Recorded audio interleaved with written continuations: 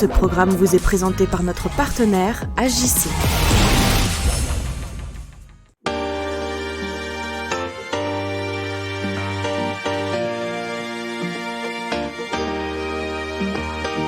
Bon, elle est belle, hein, la Triumph Tiger Sport 660. Vous l'avez adorée quand elle est sortie. Sur la vidéo que j'ai pu faire à l'ECMA également, vos commentaires étaient plutôt dithyrambiques par rapport à son look.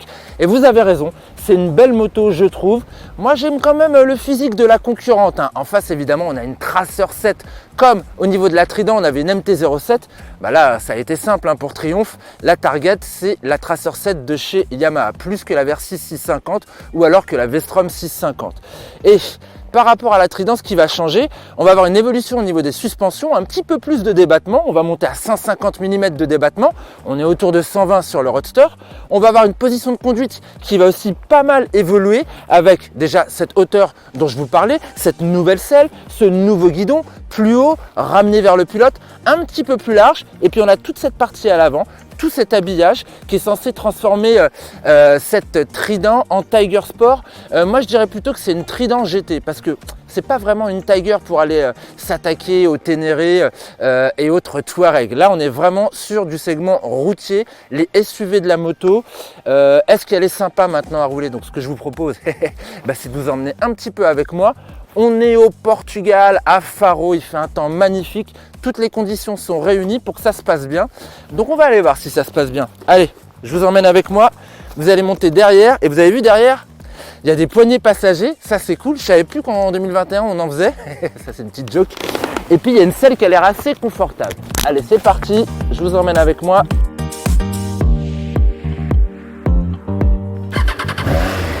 Petit bruit moteur.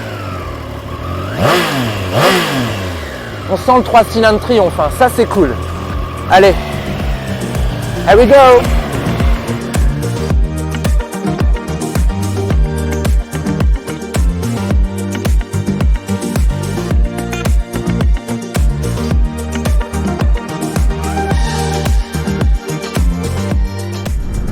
Alors la prise en main, elle est juste instantanée, elle est hyper intuitive.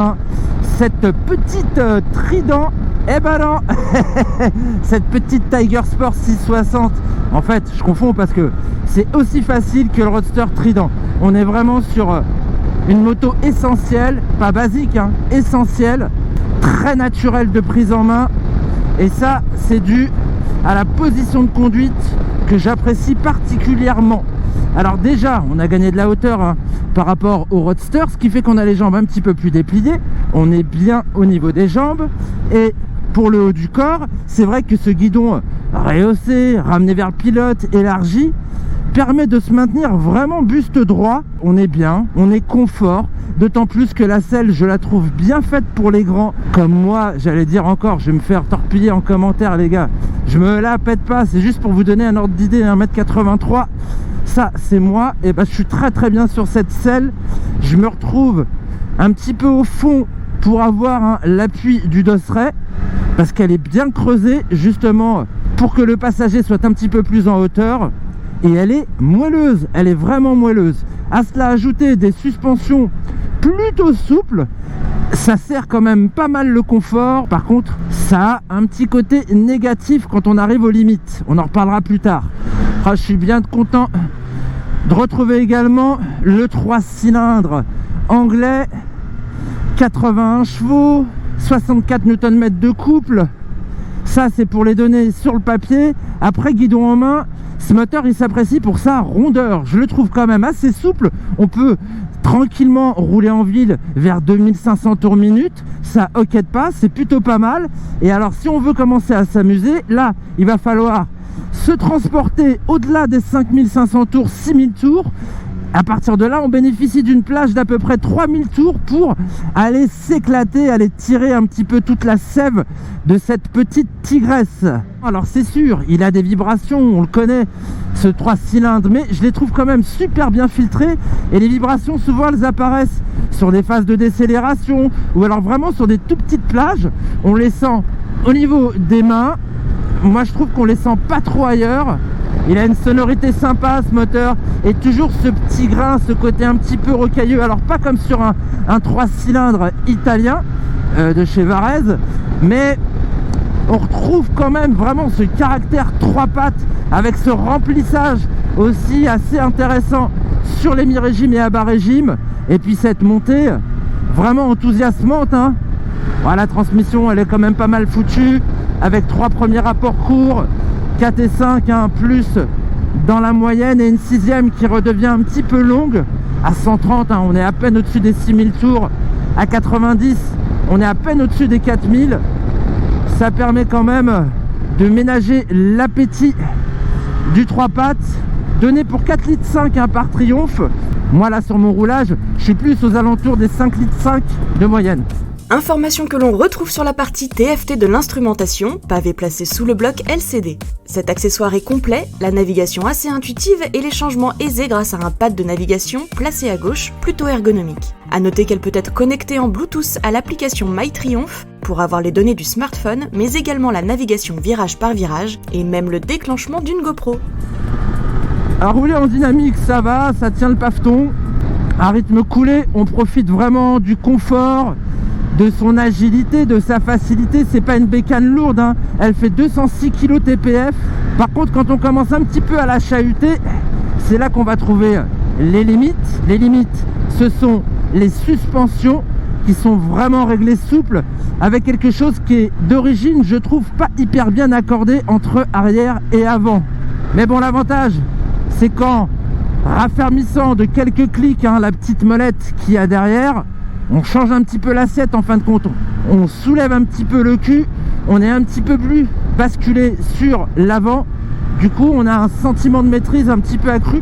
Alors il y a des assistances hein, ABS, anti-patinage, réglées selon les 2 modes de conduite, mais je les trouve intrusives hein. Alors je sais pas si c'est dû à la qualité des pneumatiques, les Michelin Road 5, pourtant normalement c'est des très bons pneus, il n'y a pas de souci à ce niveau là, mais je trouve que les entrées en action sont quand même assez castratrices au niveau de l'ABS. Pas tant quand on tape hein, sur le frein avant, c'est plus quand on commence à jouer de l'arrière, et puis j'ai pas un super feeling moi sur le frein arrière. Sinon il y a du mordant, c'est bien, il y a un levier qui est réglable en écartement pour le frein hein, mais pas pour l'embrayage. Tiens, ce qui me permet de glisser un mot sur cette commande d'embrayage que je trouve un petit peu dure. Et concernant l'anti-patinage aussi hein, je le trouve trop sensible à mon goût. En fait je l'ai coupé, je roule sans, parce que dès que je veux réouvrir sur l'angle, lui me l'interdit, et je trouve ça un petit peu castrateur. Bon, après ça reste une bécane vraiment super pratique. La bulle réglable elle se monte ultra facilement en roulant d'une main, pas de souci.